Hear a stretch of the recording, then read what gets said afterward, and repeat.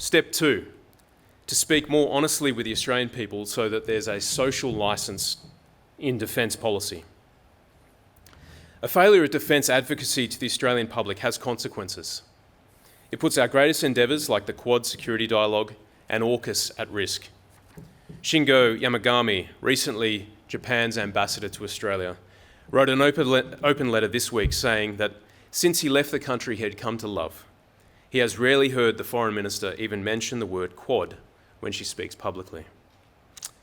Mr. Yamagami said that because of our current vague language, the security dialogue with India, the United States and Japan, which Australia once led, is now languishing.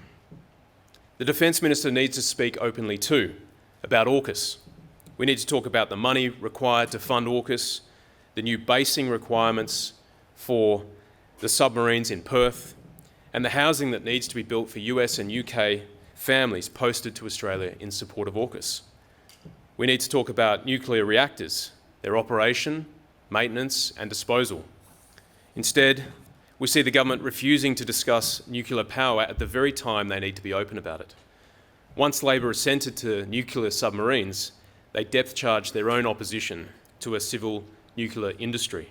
Now they find themselves unable to talk about submarines and the nuclear industry we need to support it. And social licence is built through ongoing public advocacy. And for that reason, I applaud Professor Medcalf and his fresh initiative of nationwide community consultations on security. It is vital work. But Rory, your initiative doesn't let the Deputy Prime Minister off the hook, I'm afraid. It is his job to lead the conversation, the national conversation on defending our shores. Nothing is more vital to securing our future than AUKUS, but a failure of this government's advocacy will put it at risk. There is a recruitment and retention crisis in the Australian Defence Force. We are not recruiting enough people, and people are leaving for other career paths. This comes at a time when we should be growing towards our 2040 target of an additional 18,500 men and women in uniform. And this failure of advocacy has ominous consequences. Weakness is provocative, and I think the historical record reflects this.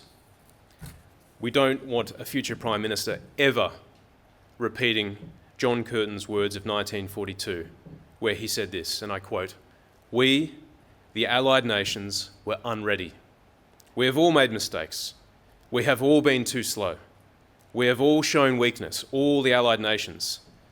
Now our eyes are open. We don't want our eyes opened by war."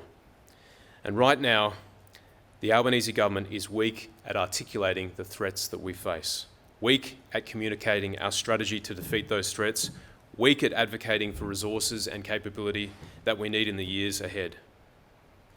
Now is not the time for vague language.